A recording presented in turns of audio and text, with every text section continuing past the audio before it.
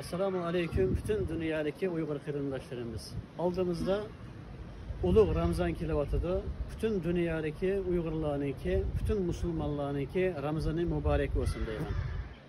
Her yılın şu Ramazan yakınlaşkanda hem Ramazan vaktida maalesef turlarda yani pitli pasat, gayvet, kalayımkançılıkla bek evci aldı kırımdaşlar. İnşallah bu Ramazan'da pitli pasat kılmayı, güzel, çıraylık yaşımızı, Ulu Ramazan'ı, yaxşı ötküzüşümüzü ümit kılımen, adav tavala, birbirinin adavet yuşini, epku kılışını, hemisininki birbirimizin yani mihir muhabbetli kuruşumuzu ümit kılımen. Fakat düşmanımız tecavüzü Xitay yetip eş boludu. Xitay kalan karşı iş kılıp birbirimizki cenemiz ölen, menemiz ölen birlik beraberlik içinde hareket kılaylı. Zakatlarımız buludu, iksallarımız buludu. Bu şu Türkiye nurgun gençlik aileler var, aşını aval oylap koyaylı. Hemimizin üzümüzden dernekini, teşkilatını bakamellam depçümeyi, üzümüzden semirtimem depçümeyi, halkımızın, Çin şirkimizin oylaylı gallardan bulaylı.